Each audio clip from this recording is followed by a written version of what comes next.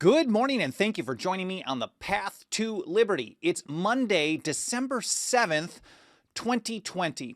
And on today's episode, I've got a history lesson about resistance to the Stamp Act of 1765. And no, I'm not going to tell the story about the standard story about protests and mass civil disobedience. This is a very big part of that story, but I'm going to mostly skip over that because you can get that history just about anywhere and everywhere you look. Instead, I'm going to skip through that and mostly cover things that aren't covered in the story about the resistance to the Stamp Act. Important pieces of the puzzle that were really essential to their success. Things that we rarely hear about. Official resolutions, sheriffs being involved, a governor, a refusal to enforce the act.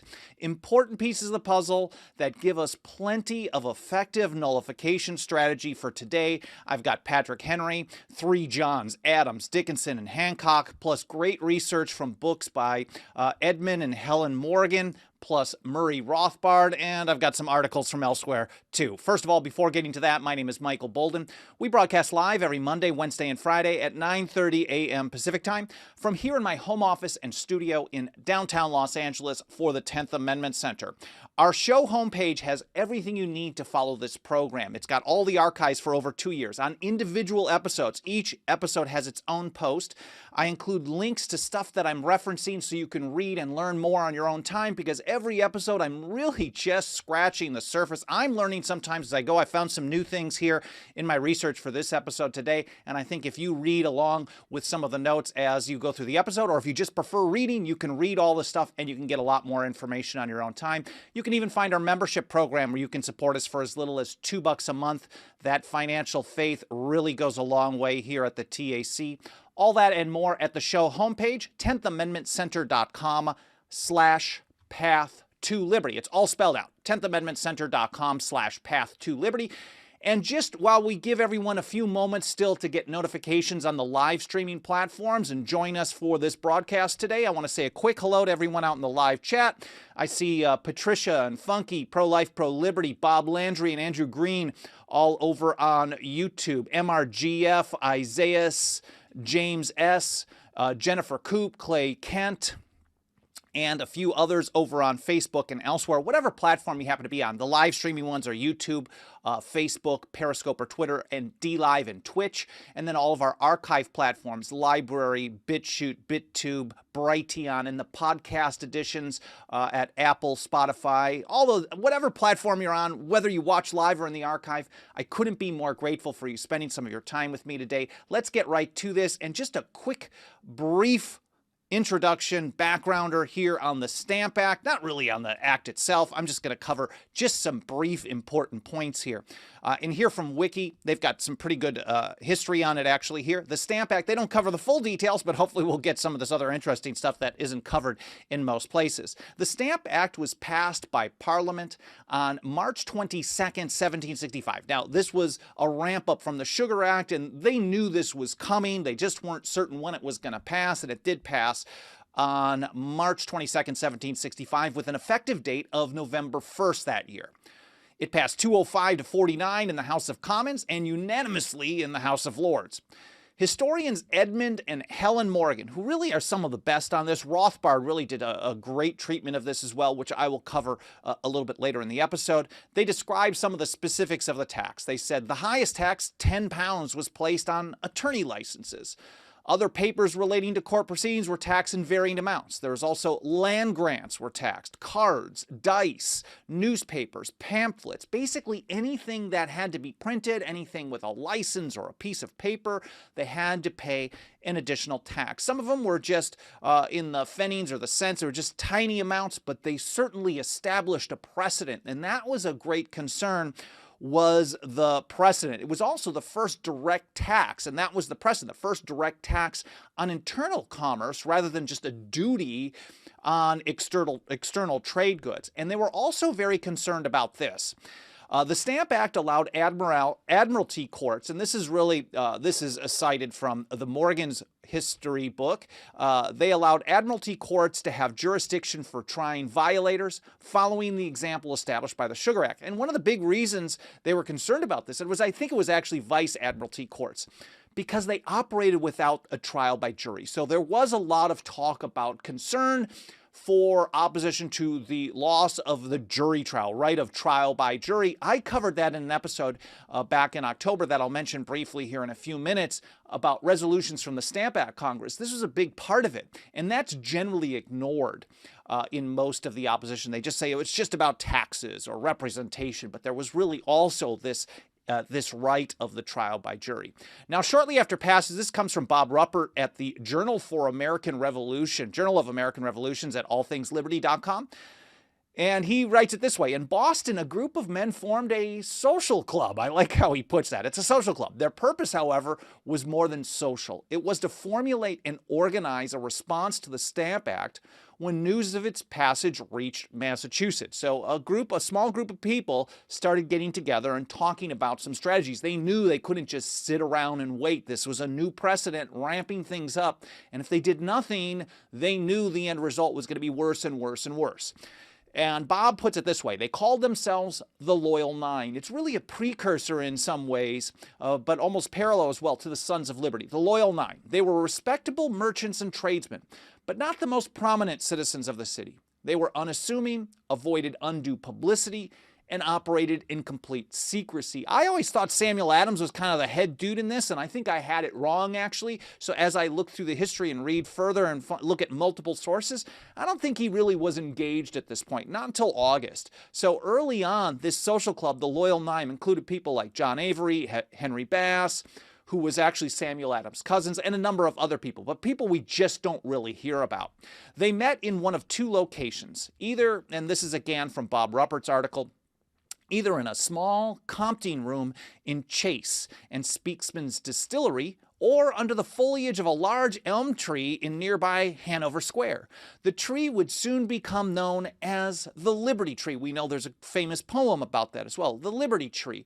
It would serve for the next 10 years as a meeting place for speeches and a staging area for protests and demonstrations. It's almost like meeting in front of a Federal Reserve building if you're going to get involved in protests today. Well, hopefully. News of the Act's passage reached Boston in May. It reached elsewhere too, for example, Virginia.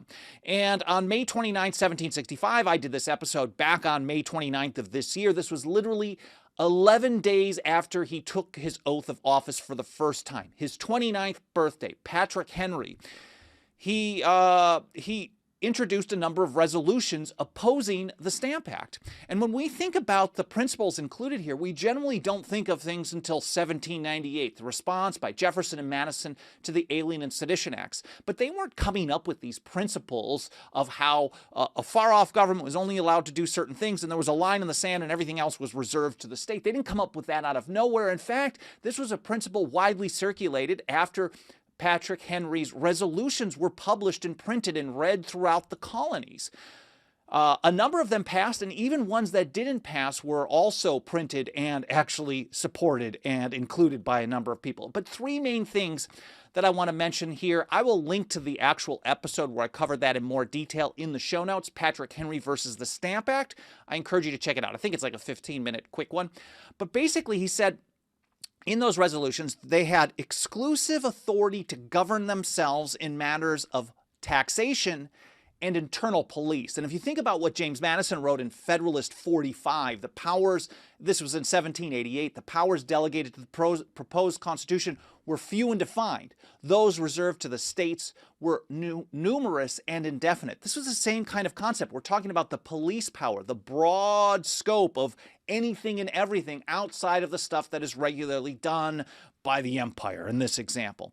And that's what Patrick Henry was talking about even before, decades before a written constitution. He recognized that people had this exclusive authority to deal with their own local matters. Taxation, of course, and internal police, which was much broader.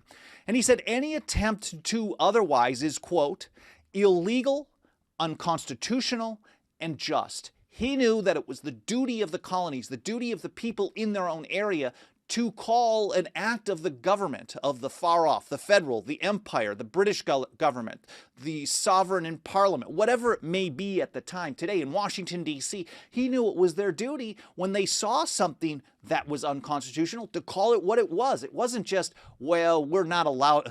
Today, you always hear these people who support the monster state say, well, if your state says it's unconstitutional, what's the point of the Supreme Court? Isn't that their job? You're not allowed to even say this. You can't even have an opinion about something, they say. But Patrick Henry was doing this even before there was a written constitution, recognizing that these types of things were illegal, unconstitutional, and unjust. His words. Now, this one wasn't passed, but it was widely circulated, read, published, and acted upon. He says, the people are not yet bound to yield obedience, quote, are not bound to yield obedience to any law or ordinance whatsoever that actually tried to impose those things upon them, that covered matters of internal taxation and internal police. So when Madison, again, we look back to James Madison, so-called father of the Constitution, when he was writing in Federalist 46, giving us advice on how the states, no longer the colonies, how the states and the people had powers to defeat and undermine federal programs without relying on the federal government. And he said a refusal to cooperate with officers of the Union. He wasn't just making this up out of thin air. Everyone knew the history of resistance in the decades leading up to that point. And of course, the Stamp Act is where heroes were founded and born.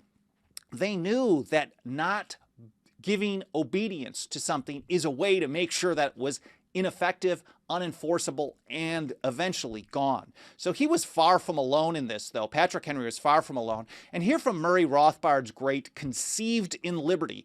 This was now a 5-volume set about the American history, about American tradition.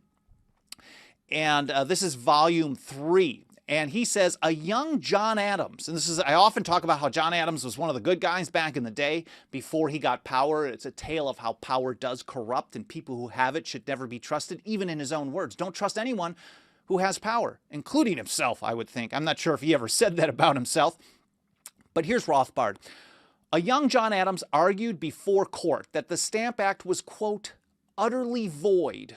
So when Jefferson in 1798 referred to acts outside of the Constitution as void, null and void, and of no force that should be resisted and nullified, he wasn't just using this word out of nowhere. This wasn't his first time hearing this. Even Hamilton himself, so many of the founders used the term void over and over and over.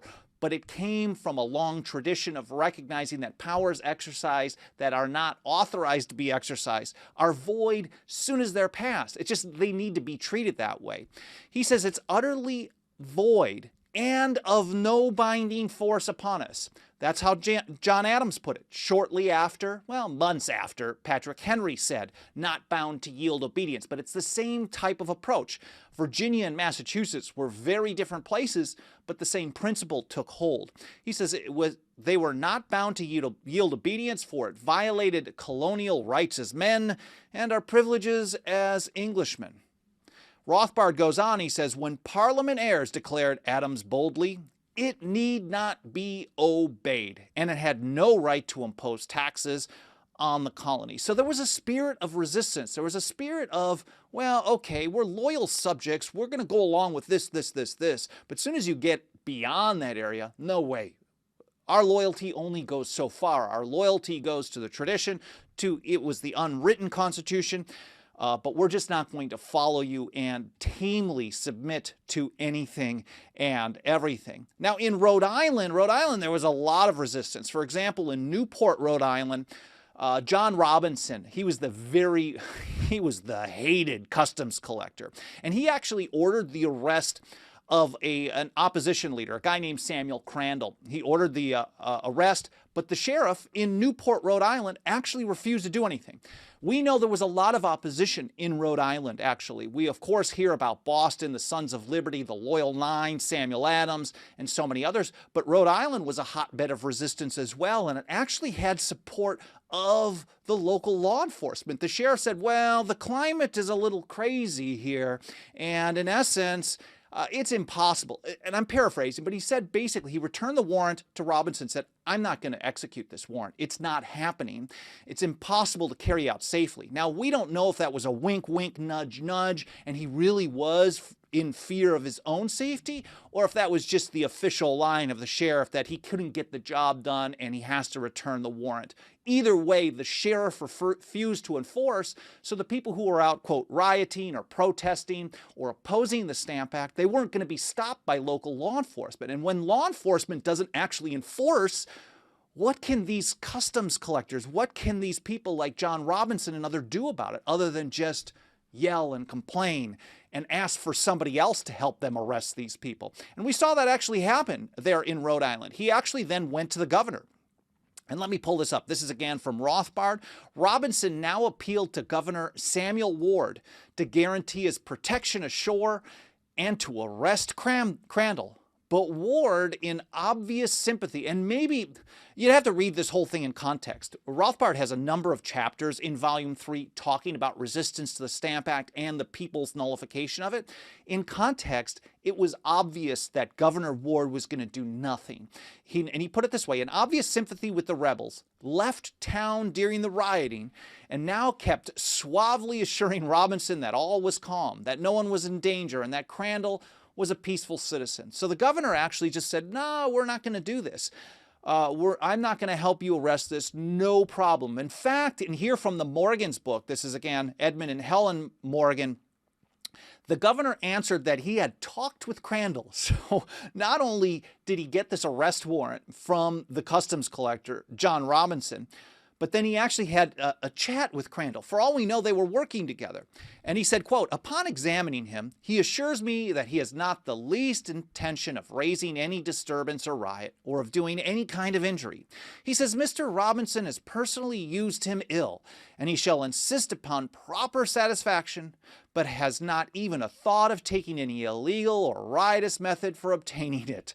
I mean, it's probably political speak, and I'm assuming that the governor and Crandall were kind of in cahoots together. We know that when push came to shove, Samuel Ward, the governor, he was really, well, I'll get to that in a moment. Here, also in Rhode Island, in August of 1765, the General Assembly there passed resolutions following a little bit in the model of Patrick Henry and Virginia.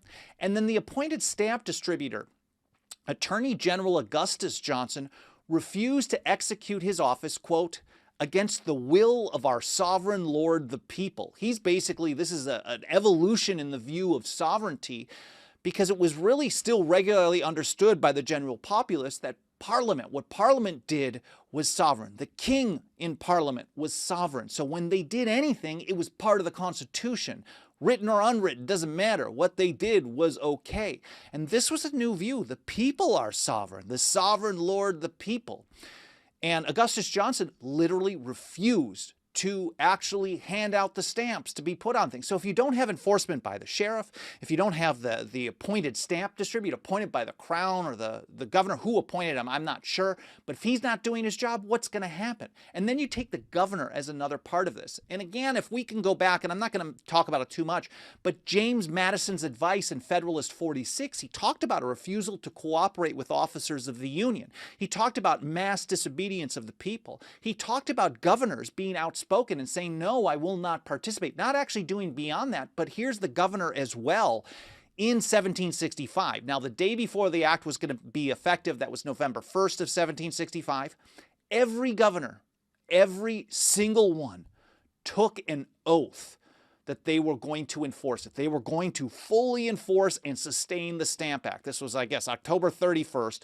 All we're going to do it, except one. The only colonial governor, and I haven't found proof of this, but I see it in multiple sources over and over talking about Samuel Ward, saying he refused to take this oath. Samuel Ward of Rhode Island was the only one. He was actually looked at as a hero of the time. He actually was looked as a great patriot, and this was very likely the case of what happened, because there's no way they would have looked at one of these royal governors as a hero or as part of their cause if they participated. So I'm pretty confident that this is how it played out, but Samuel Ward refused to take that oath. It risked his office because he was in office for a couple of years and then he was gone and then he was back and he just got back in and he only had a couple of years. And in some places I hear he lost his job from this, but I don't think that was the case. It looked like he was in office till 1767. But again, we're talking about a refusal to implement, a refusal to address an arrest warrant, to execute an arrest warrant. We have a governor speaking out against it. We have resolutions, plus all the non-compliance going on in the colonies around the country. Now, there's even more than that. There's businesses that are under threat. And Rothbard talks about this in pretty great detail. And he puts it this way: for the work of nullifying the Stamp Act, and I like that he uses that phrase, they're nullifying the Stamp Act, ordinary business transactions within the colonies presented no problems. You have a one-on-one transaction, people can get away with not saying, okay, I'm going to enforce this stamp, it has to be on this paper. Contracts and exchanges, he writes, could be made with the simple refusal of bothering about the Stamp Act's existence. That's the low-hanging fruit. Now, of course, someone could ask you for your papers, for your records, and then you don't have it. You're still risking things. It's not like it was risk-free. But when there were large numbers of people doing day-to-day work like this, day-to-day transactions, it was harder to enforce that. So that was kind of the low-hanging fruit. But Rothbard points out that the major problem in domestic business was faced by the newspapers. They didn't have the internet, right? So the only way people could communicate was through broadsides, printed out pamphlets and flyers and booklets and things like that, things posted up on walls and trees and liberty trees and poles and the like. But newspapers were a huge part of this. And he looks at November 1st as a big point in time. This is the day it's going into effect. And two newspapers were very bold about that. He says it was the bold appearance of the New London Gazette and the Connecticut Gazette were printed without stamps. That was totally illegal, and they said, you know what? We're doing it anyways. You're saying we're not allowed to have this forum, this freedom of speech. We can't print unless we pay you tribute. We pay you a tax that you're not even authorized to tax us. Well, we're not going to submit. And I think that people recognize that the more that this happened, the less likely it would be that the act would stay in force. That was the plan. That was the goal. So November 1st, New London Gazette and the Connecticut Gazette were published without stamps. And here's how Rothbard put it. The great radical organs of liberty then, the Boston Gazette and the New York Gazette or Weekly Postboy, these titles are great, also swiftly followed suit. So they started printing boldly out in the open. They weren't just saying, okay, well, we're going to try to sneak out some transactions here, which is a big part of it. And everyone has their own threshold of what they're willing to risk.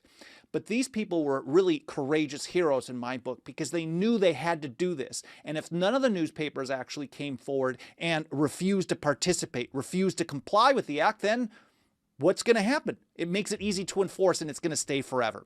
And Rothbard goes on. He says, John Holt, editor of the New York paper, emblazoned on his newspaper, and you may have seen pictures if you study history, but you can Google image this at no time and find it. Liberty, property, and no stamps. And we know there were processions and protest marches in various cities where they were chanting this. Boston, for example, liberty, property, and no stamps. And I think they probably got this from what was published in that newspaper in the New York Gazette by John Holt, and it was soon picked up by other leading papers. Other northern newspapers continued to publish, writes Rothbard, first hedging such partial disguises as changing their titles or leaving out the printers' names, but they soon resumed publication full blast. And it did eventually spread around a little bit more to the compliant South, but there was resistance all over the place. The governors actually tried to block it basically everywhere. They really just wanted to partake. Now, briefly, I want to talk about protests. Again, I'm mostly skipping over protests and the popular resistance, the individual noncompliance, because you can get that history all over the place. August 12th, I think, is an important day. That's where Samuel Adams really enters the scene. That's Bob. Well, he was already on the scene, but this is where I think he really makes a splash. He was a city tax collector. He was a government employee and was collecting taxes. And he was actually He was associated with the Loyal Nine. I think he was probably connected through his cousin, but he had a warrant for unpaid taxes against a guy named Ebenezer McIntosh, and he actually ran a tavern where the Loyal Nine was meeting pretty regularly. And all of a sudden, Samuel Adams just dropped the matter. So again, we're talking about a sheriff refusing to enforce, a tax distributor refusing to participate, a governor refusing to take the oath to enforce it, and then someone like a tax collector on the most granular local level. A city tax collector in Boston, Samuel Adams, just said, you know what, I'm not going to execute this warrant as well. That was on August 12th.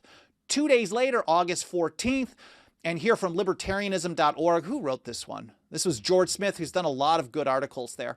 When Bostonians awoke on August 14th, 1765, and this is what we usually hear the history of, they found an effigy, dressed in rags, hanging from a huge elm tree at the intersection of Essex and Orange Streets. The effigy represented Andrew Oliver, the stamp distributor and brother-in-law of Massachusetts Lieutenant Governor Thomas Hutchinson. The effigy, Governor Bernard reported, could not be removed. And here's how he put it. Some of the neighbors offered to take it down, but they were given to know that would not be permitted. Don't take it down. The sheriff reported that his officers had endeavored to take down the effigy, but could not do it without imminent danger to their lives. Again, we don't know if the sheriff was just saying, well, it's too dangerous, and they were just taking the official line so they could stay in their job and continue doing this, or if they were really on Hutchinson's side and trying to enforce the law, and they were just overwhelmed. Someone who knows that history better than I would be able to tell you one way or the other. I don't actually know. But in the end, the sheriff actually, again, did not enforce, and that is a huge part of it. And this really was the first, and this is Bob Ruppert again, the first large-scale action in Boston against the Stamp Act, and more specifically, he writes, a stamp master. It was well planned, directed at a specific target, and executed accordingly. This wasn't just some crazed rioting. This was very strategic in what they were trying to accomplish, who they were targeting, what they were doing, and why. And in the long run, it was, certainly in the short run, it's very risky. In the long run, we learned that they were right. They actually had a really good strategy. The Loyal Nine's rationale was simple, he writes. Without stamp masters, the act could not go into effect. John Dickinson, who we know earned fame in 1767 and 1768 as the author of Letters from a Farmer in Pennsylvania, they called him the penman of the Revolution. He also started writing about this. He published a broadside in Pennsylvania regarding this action in Boston against the Stamp Act. When news got to him, he's like, this is a huge deal. He said it was, quote, the most effectual and most decent method of preventing the execution of a statute that strikes the axe into the root of the tree. And I've got a link to this entire broadside that he published in November of 1765. It was reprinted in newspapers around the colonies, not in huge numbers, but it was reprinted in a number of them. And he says, like, look, this was the most effective thing that we could do.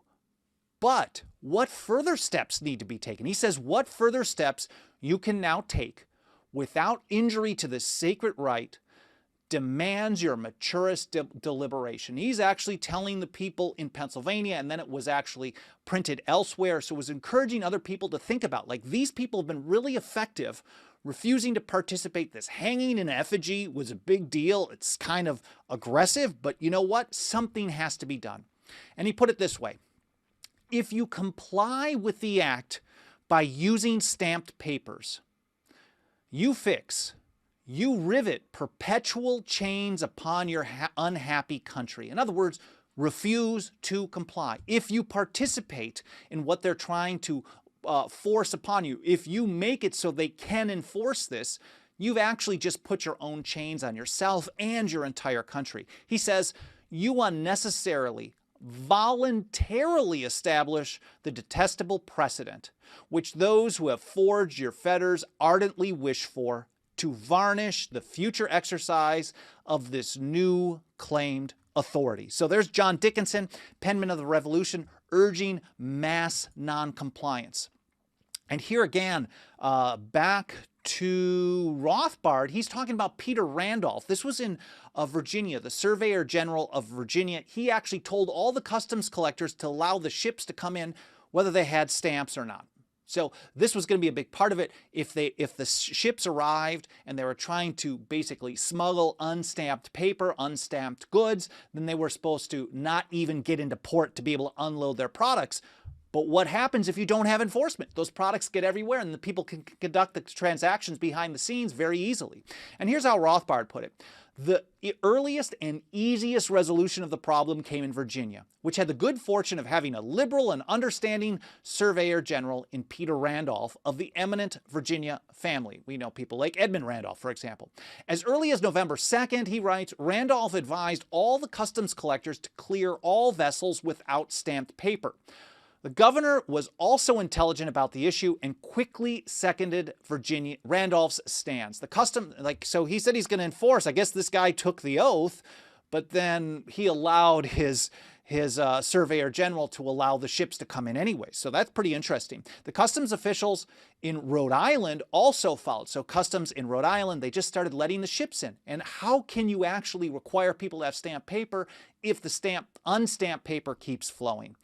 Rothbard writes, by early December, the Philadelphia harbor, though, was filled with vessels, and the customs officials faced squarely the problem of clearances. Writing to England, the Philadelphia collectors admitted their fear of the populace should they enforce the Stamp Act, and they soon began to issue ship clearances. So it happened over and over and over. We know also, and I covered this on an episode in October, there were resolutions passed by the Stamp Act Congress, October 19th, 1765. A lot of people would say this is kind of the soft part of it. This is kind of the politicians taking a stand but not being too strong, but they certainly did actually declare the Stamp Act to be unconstitutional. Here's the fifth of the resolutions that they passed and sent to England and told them about it. The only representatives of the people of these colonies are persons chosen therein by themselves, and no taxes have ever been or can be constitutionally imposed upon them but by their respective legislatures. And they're saying, like, look, you guys passed this.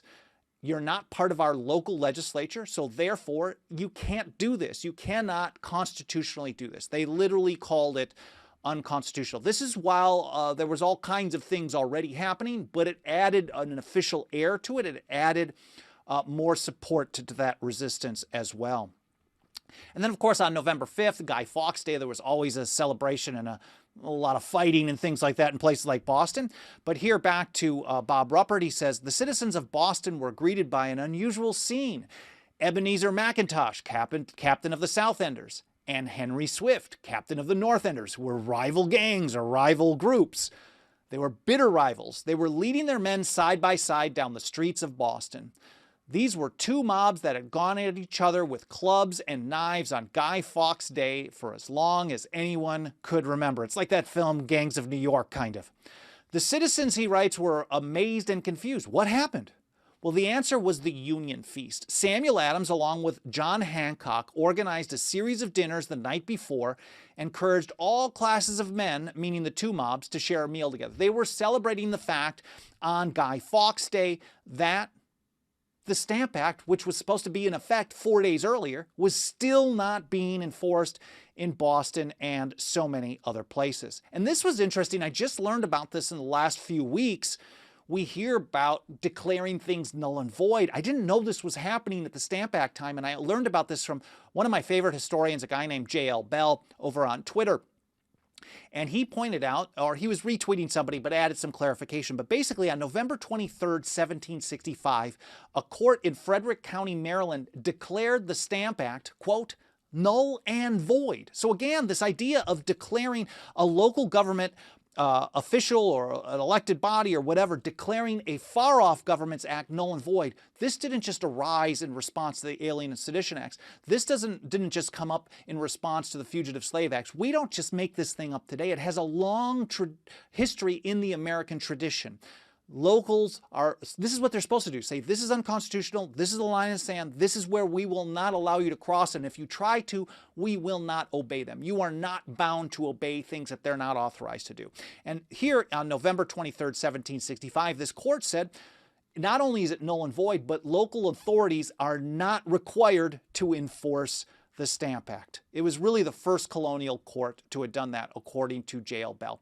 And nothing really sums up the whole attitude, this whole mix of things, better than what John Hancock wrote to his London agent, Jonathan Bernard, just a couple of weeks before the Stamp Act was going to go into effect. It was sometime in October. He said, "The people of this country will never be made slaves of by a submission to the damned act." And in the end, this entire combination of official declarations, mass civil disobedience, protests, local resolutions, support from merchants and newspapers, non-enforcement by sheriffs and other public officials, even governors actually taking some level of a stand, it created a climate where the Stamp Act was totally unenforceable. And the following year, Parliament ended up repealing it, even though they didn't want to. They didn't want to, but they did repeal it. And this is what Murray Rothbard called the people's nullification of the Stamp Act. Well, I hope you guys found this interesting. I hope it was educational. More than anything, I hope you learned something. I learned a bunch of stuff as I was going through this. Every time I reread through Rothbard's history, and I didn't reread the full multi-volume set, but I read through these multiple chapters, I think like 30, 31, 32, 33. There's like 3-4 chapters where you look through the resistance to it. You learn so much. And Edmund and Helen Morgan, plus these articles that I'm citing. And over time, as I'm doing more research, I'm learning that all the strategies we implement today really come back to that time from the Stamp Act, that Jefferson learned from that Madison, so many others learned that this is the way to effectively defeat, well, I guess today would be federal programs. Looking over in the live chat, just going to take a quick look. Dan Reed says, "I protest you skipping over protests." Man, maybe I'll do an entire episode on that too, but I would just say read Rothbard because he covers all of this so well. I know Mises Institute, Mises.org, has each chapter broken down as an audiobook. You should definitely check that out. Conceived in Liberty, Volume 3. We have part of it published as an excerpt on our site, and I think someplace on there, Mises has the entire, at least the first 4 volumes available as a PDF where you can download and read this for free. There's way more. I'll try to link to it as much as possible in the show notes.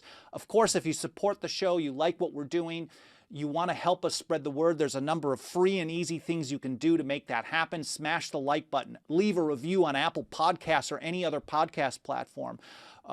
Smash the like, comments, notifications, subscribing. All that stuff triggers the algorithm of the mainstream platforms, and it tells that platform to show the program to more people. I really appreciate the help spreading the word. And of course, if you want to put your financial faith behind our work, don't feel any obligation to do so. We're going to continue doing this. We've got over 10,000 articles on our website and blogs. We're going to continue doing this no matter what. But the more that you can pitch in, the more that we can have the financial strength to reach and teach more and more people. It starts out as little as $2 a month over at 10thamendmentcenter.com/members. Again, I hope you enjoyed this episode. I hope you had a great weekend and your Monday is off to a good start. I appreciate you being here, and I'll see you next time here on the Path to Liberty.